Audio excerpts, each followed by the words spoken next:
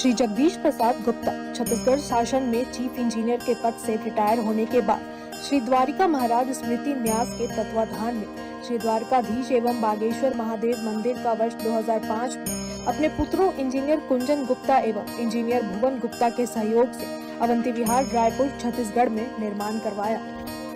श्रीमद् भागवत कथा, राम कथा, गीता तत्व, वेदांत आदि के तात्पर्य को व्यासपीठ से कहने के कारण संतों द्वारा इन्हें आचार्य श्री जगदीश भी कहा जाता है। अपना संपूर्ण जीवन परमात्मा की सेवा में दिया। उन्होंने परमात्मा भगवान श्री द्वारिकाधीश के दिव्य गुणों और कर्मों को लेकर अभी तक 15 ग्रंथ लिखे हैं, जिन ग्रंथों को भारतवर्ष के जगत गुरु और महापुरुष संतों के द्वारा आशीर्वाद प्राप्त हुआ है। उनके ग्रंथ श्वेताश्वत रूपनिषद सरलतम बोध के प्रथम विचार, जीवात्मा और प्रकृति के शासक परमात्मा का उद्बोधन सुन रहे हैं आप। श्वेताश्वत रूपनिषद सरलतम बोध का उद्बोधन सुन रहे हैं आप। हरि ओम।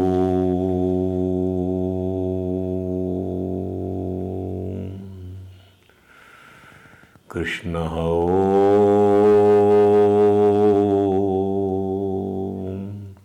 राम ओम।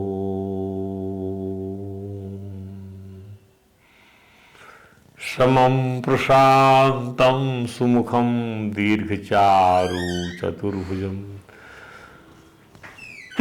सुन्दरचारुग्रीवं सुकपोलं शुचिस्मितं समानकर्णविन्यस्तस्फुरन्मकराकृतकुण्डलं हेमाम्बरं घनश्यामं श्रीवत्सां श्रीनिकेतनं शङ्खचक्रगदा पद्म वनमाला विभूषितं नूपुरैर्विलसितपादं कौस्तुभप्रभयायुतं द्युमत्किरीटकटककुटिसूत्राङ्गं सर्वाङ्गमनोहरमृदं कृपाप्रसादे क्षणम्। हरे राम राम राम हरे हरे, हरे कृष्ण कृष्ण कृष्ण हरे हरे। बोलिए परात्पर प्रभु त्रिलोकीनाथ, भक्तवांछा कल्पतरु, भक्त वत्सल कृपण वत्सल शरणागत वत्सल भगवान श्री द्वारकाधीश महाराज की जय। भगवान श्री बांके बिहारी लाल की जय। भगवान श्री राज बिहारी लाल की जय। भगवान श्री राधा दामोदर नाथ की जय। भगवान राधा कृष्ण सरकार की जय। श्री सद्गुरु भगवान की जय। समस्त गुरु भगवान की जय। श्री चैतन्य महाप्रभु जी महाराज की जय। देवर्षि नारद जी महाराज की जय। भगवान श्री व्यास जी महाराज की जय। परम भागवत भगवान श्री सुखदेव जी महाराज की जय। जय श्री राधे, जय जय श्री श्याम। आइए श्वेताश्वत सरलतम बोध के आज जो हमारा ग्रंथ है उसके दूसरे विचार पर। दूसरा विचार क्या है? परमात्मा की प्राप्ति के लिए ध्यान योग एक स्वतंत्र साधन है। इस पर हम विचार करते हैं। इस पर आए हुए मंत्रों की कुछ विवेचना का प्रयास हम करेंगे। अंतःकरण की शुद्धि रूप सिद्धि को प्राप्त जब साधक करता है तभी वो ब्रह्म को प्राप्त करता है। इसको ये नियम है। जब अंतःकरण की शुद्धि होती है, इसको समझिए। अंतःकरण शुद्धि क्या है? अंतःकरण की शुद्धि जो है वह व्यापक संदर्भों में जब चित्त और विषय इन दोनों ही उपाधियों का त्याग करता है साधक, तब जाकर जो है वह ब्रह्म की प्राप्ति से संबंधित इसका। तो ब्रह्म वही उसी हृदय को प्राप्त होता है जिस हृदय के अंदर में क्या नहीं रहता? चित्त और विषय। चित्त और विषय इन दोनों से वह अंतःकरण जो है वह बिल्कुल बिल्कुल बिल्कुल जो है अलग हो जाता है। ध्यान दीजिए, ये जो दोनों आवरण ही जो है अंतःकरण को अशुद्ध बना के रखते हैं। बहुत बड़ी चीज है ये। और इसको साफ करने के लिए बहुत सारे तरीके बताए गए, उस पर हम बाद में आएंगे। ज्ञान की परानिष्ठा है ब्रह्म, इसकी प्राप्ति के लिए साधक ध्यान के परायण कैसे प्रश्न बन गया। ध्यान समझिए, गीता में भगवान श्री कृष्ण ने इसको इस प्रकार से बतलाया।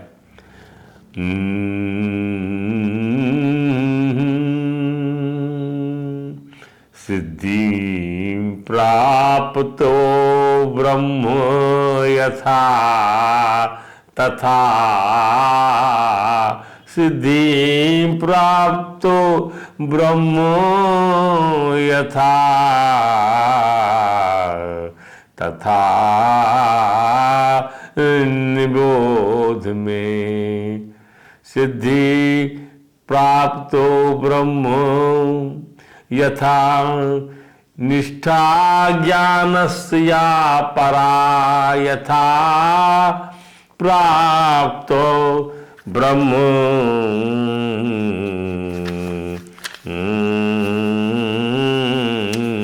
वो मंत्र ऐसा है, ध्यान समझिएगा। सिद्धम प्राप्तो ब्रह्म,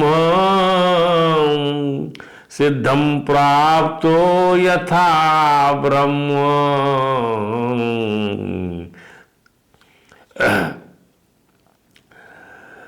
तथाप्नोति निबोध में। जिस प्रकार से ब्रह्म को प्राप्त करता, सिद्धम प्राप्तो यथा, सिद्धम, सिद्ध को ब्रह्म की प्राप्ति कैसे होती है वह मैं तुम्हें बतलाता हूं। सिद्धम प्राप्तो यथा ब्रह्म, किस प्रकार ब्रह्म को प्राप्त करता है। सिद्धम प्राप्तो यथा ब्रह्म तथा आपनोति निबोध में। समासेनैव कौन्तेय निष्ठा ज्ञानस्य या परा। समासेन, इन ब्रीफ, वह ज्ञान की परानिष्ठा वो कैसे प्राप्त होगी वह मैं तुम्हें बताता हूं। सिद्धम, तो वो सिद्धम प्राप्त हो, तो ये सिद्धम जो प्राप्त हो ब्रह्म यथा ब्रह्म तथा आपनोति, वह कैसे प्राप्त करता है ब्रह्म को, वह निबोध में उससे जानो, मेरे से अनुभव करो, मेरे से उपदेश ग्रहण करो, ऐसा भगवान कहते हैं। मैं समाज से संक्षिप्त में बताता हूं कौनते, वो ज्ञान की परानिष्ठा है, उसके आगे और कुछ जानना नहीं है। वह पराकाष्ठा सा परागति। अब इसी के अंदर में सब चीजें आएंगी धीरे धीरे, कि भगवान के लिए बताया कि ब्रह्म को प्राप्त करने के लिए आवश्यक क्या, बुद्धि का सात्विक होना। बुद्धिया विशुद्धया युक्तो धृत्या आत्मानम नियमचा। बुद्धि को विशुद्ध करके, मन को निगृहित करके, शब्दादीन विषयान त्यक्त्वा राग द्वेषो विदस्चा। साफ शब्द आदि विषयों को त्याग करके, राग द्वेष को छोड़ करके, इसी को यहाँ पे चार बातों के आधार पर किया गया है कि बुद्धि का सात्विक होना, बुद्धिया विशुद्धिया युक्तो धृत्या आत्मानम नियम च, इंद्रियों का नियमन करना, मन को नियमित करना, और वैराग्यम च उपासकता वगैरह का आश्रय लेना, राग द्वेष को छोड़कर, राग द्वेषो विदस्य छोड़कर। इन प्रतिबद्धताओं को अपनाने से अहंकार, बल, दर्प, काम और क्रोध और संग्रह से छुटकारा मिल जाएगा। ये कांस्टेंट्स हैं, इनको अपनाइए, बुद्धि को सात्विक बनाइए, वैराग का आश्रय लीजिए। वैराग अर्थात के वैराग का एक ही अर्थ समझिए, परमात्मा के राग का आश्रय ले लीजिए।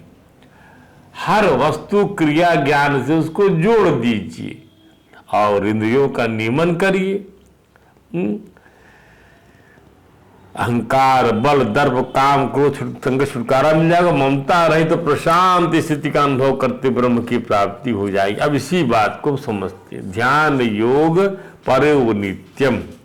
ये पूरा मंत्र जिसमें आ गया, ध्यान योग परो नित्यम। भगवान ने इसमें क्या कहा, क्या कहा, ध्यान योग परो नित्यम वैराग्यम समुपाश्रिता अहंकारम बलम दर्पम कामम क्रोधम परिग्रम विमुच्य निर्ममः शांत ब्रह्म भूयाय कल्पते। अब आप समझिए, आप क्या हुआ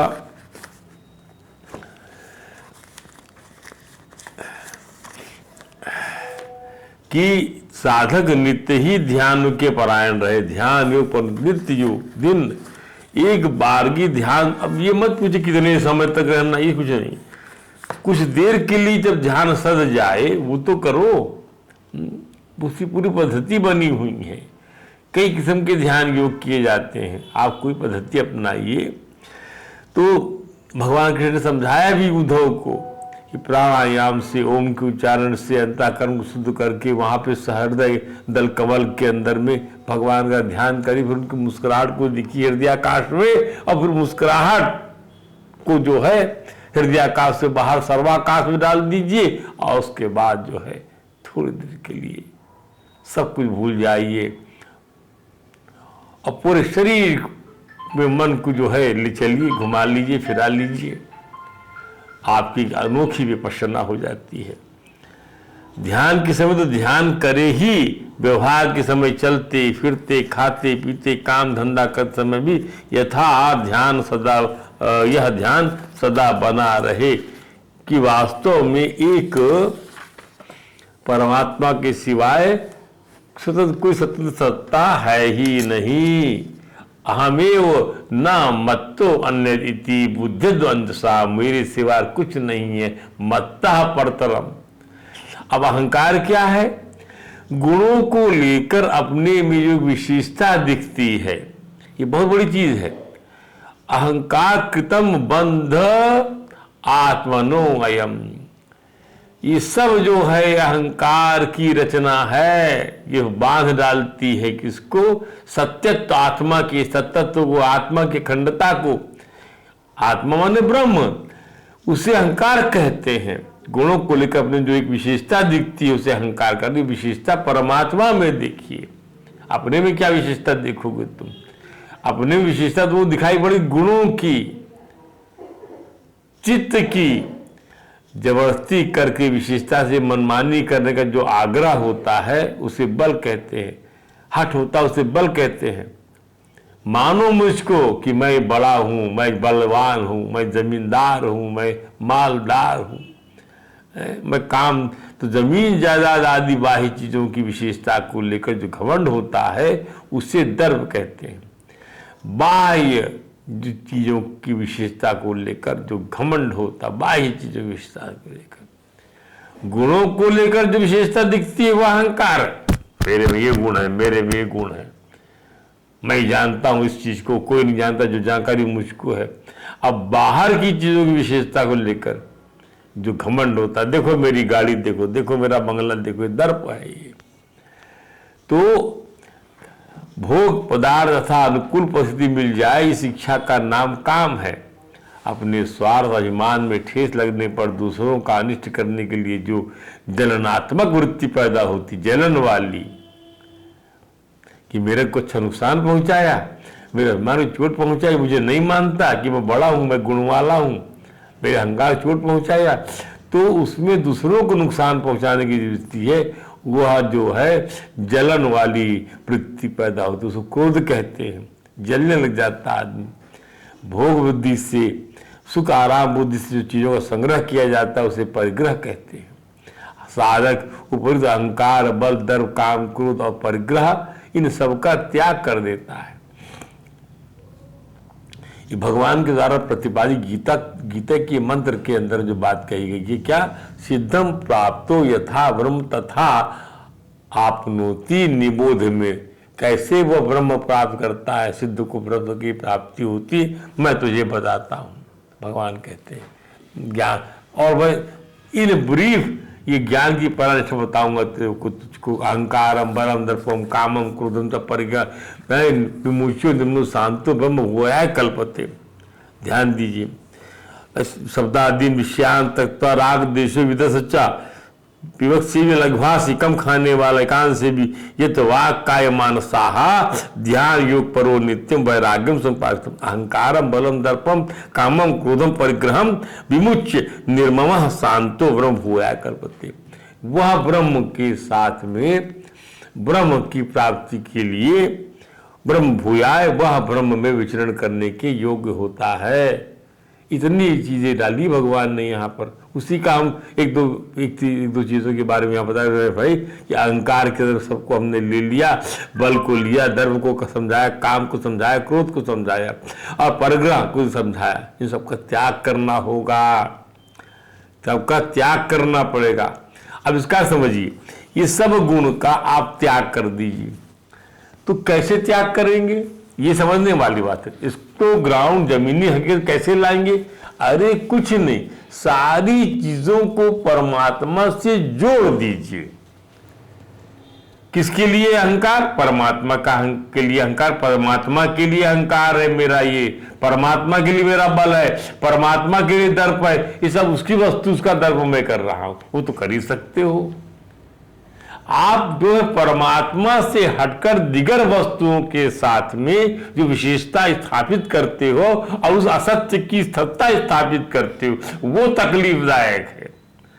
परमात्मा से जोड़ लीजिए, परमात्मा के साथ उसको सन्निहित कर दीजिए और कोई दूसरी सत्ता नहीं सिवाय उसके, वह जो है भगवान को अपेक्षित है। ये इसका अर्थ है। इसलिए बड़ी मुश्किल होती है। ये सब गुण बनाया भगवान ने, इनका त्याग जरूरत पड़ने पर आपको बताना ही पड़ता है, जरूरत पड़ने पर आपको क्रोध दिखाना ही पड़ता है, पर उसका सत्वगुणी अंश आपको दिखलाना चाहिए, सत्वगुणी अंश पकड़ना चाहिए। इनको त्रिगुणात्मक रूप से जब बनाया भगवान ने तो सत्वगुण को पकड़ लीजिए। कोशिश करके यार ये जो अहंकार आया है सत्वगुणी आया है कि रजोगुणी आया है कि तमोगुणी आया है? अरे ये तो उसको मारने काटने के लिए मेरे अंदर में अहंकार है। मैं उसको दिखाने के लिए जलन पहुंचे उसको गिराने के लिए अहंकार किए बैठा हूं। और सतगुणी आ गया नहीं कि नहीं मुझे भगवान का सब काम करना है, मैं नहीं कर पाऊंगा तो फिर कैसे होगा ये सब काम, ऐसा उसको बोलना सीखना पड़ेगा। ये समझिए इस चीज को। ब्रह्म भूयाय, ब्रह्म के साथ विचरण करने की योग्यताएं कैसे पाए? How the eligibility will be procured. तो निर्मम, अपने पास जो निर्वाह मार्ग की जो वस्तुएं हैं और कर्म करने के करीब इंद्र आदि जो साधन है उनमें ममता अर्थात अपनापन ना हो।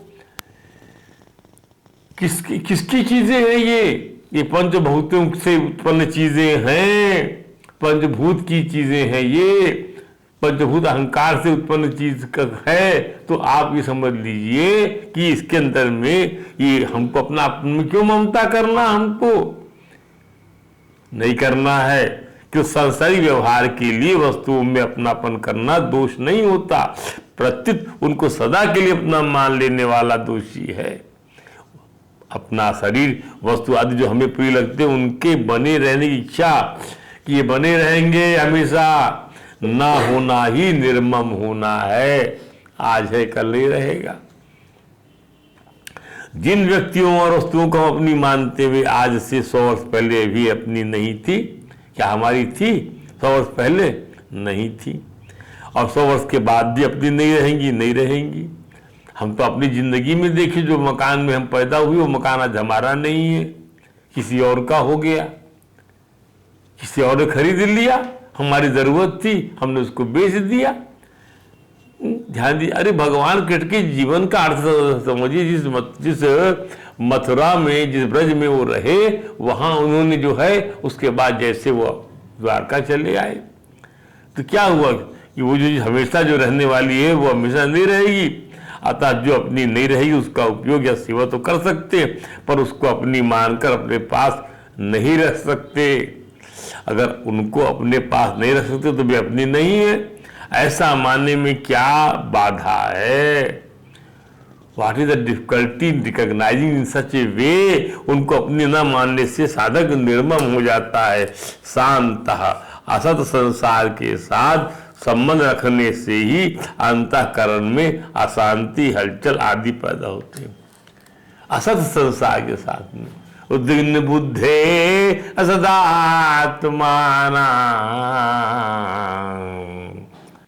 इस उद्विग्न बुद्धे सदात्म भावात् विश्वात्मना निवर्तते भी मन्ये कुतः चिद भयम् अच्युतस्य पादोपासनम अत्र नित्यम। कहाँ भय रह जाएगा, कहाँ ये वृत्तियां रह जाएंगी, कहाँ गुण वृत्ति रह जाएगी जो आत्मा की सतत को दबा सके, उसको ढक सके। ध्यान दीजिए, जब हम इस प्रकार से बना लेंगे संबंध, संसार के साथ संबंध रखने से ही हमारे अंतःकरण में अशांति और हलचल पैदा हो जाती है। क्यों? असत भावात, सत्य नहीं है जो। जड़ता से ऐसा संबंध विच्छेद होने पर अशांति कभी पास में आती नहीं। संबंध विच्छेद कर लो, ठाकुर जी का संसार है, हम मेरे को काम करना था मैंने कर दिया बस, और सफल उनको समर्पित कर दिया। फिर राग द्वेष न रहने से साधक हरदम शांत रहता है। इस प्रकार ममता रहित और शांत मनुष्य परमात्मा की प्राप्ति का अधिकारी बन जाता है। अर्थात असत का सर्वथा संबंध छूटते ही साधक में ब्रह्म प्राप्ति की योग्यता, सामर्थ्य आ जाती है। और ये सब कैसे होगा? भगवान की उपासना के अधीन है। ये बात हमेशा बात करते समय इसको नोट कर लीजिए। आपके प्रयास में भगवान की उपासना ही जुड़ी हुई है। इन सब चीजों को अपने साथ, इस कंस्टेंट को अपने अधीन करने के लिए इनको पर या तो इनको दूर कर दीजिए, ये या तो इनको अपना लीजिए। अपनाने के लिए भगवान की आवश्यकता है और दूर करने के लिए भगवान की आवश्यकता है। दोनों ही चीजों भगवान की आवश्यकता है। हे प्रभु मैं शांत हो जाऊं, भगवान की आवश्यकता है। हे प्रभु ये अशांति दूर कर दीजिए, भगवान की आवश्यकता है। कितनी बड़ी! तो परमात्मा जो है यह परस्पर विरोधी आश्रय गुणदाता है। ध्यान दीजिए। अर्थात इसलिए जब तक असत पदार्थों का संबंध रहता है तब तक परमात्मा प्राप्ति की सामर्थ्य नहीं आ सकती, नहीं आएगी। इसको दूर करने का आपको परमात्मा मिला हुआ है। परमात्मा जो ढकी हुई वस्तुएं हैं उसका आवरण को भेदने का प्रयास करने की दिशा में वेदांत है। तो ध्यान योग असत पदार्थों से संबंध हटाने में अत्यधिक सहायक है एक्चुअली, क्योंकि आप ध्यान सत का करेंगे। इसके लिए श्वेताश्वतरोपनिषद के मंत्रों में परमात्मा के साक्षात्कार का प्रधान उपाय ध्यान को बताया गया है। भाई प्रधान उपाय क्या है? अब ये हर फैकल्टी अपने साधन को जो है एम्फेसाइज करती है, वहां मत बहस करिए, पर ध्यान को बताया गया है। कुछ अच्छी चीजें अपना के देखिए, करके देखिए, तो इसको जोड़ लीजिए कि ध्यान की सिद्धि के लिए परमेश्वर से प्रार्थना करने के लिए श्रुति आग्रह करती कि प्रभु मेरा ध्यान सिद्ध हो जाए, मेरा ध्यान सिद्ध हो जाए। क्या बोलती श्रुति? ये श्वेताश्वतरोपनिषद दूसरा अध्याय के 1, 2, 3 मंत्र जो हम यहाँ पे कोड करें फिर उसकी हम विवेचना करेंगे। वो मंत्र है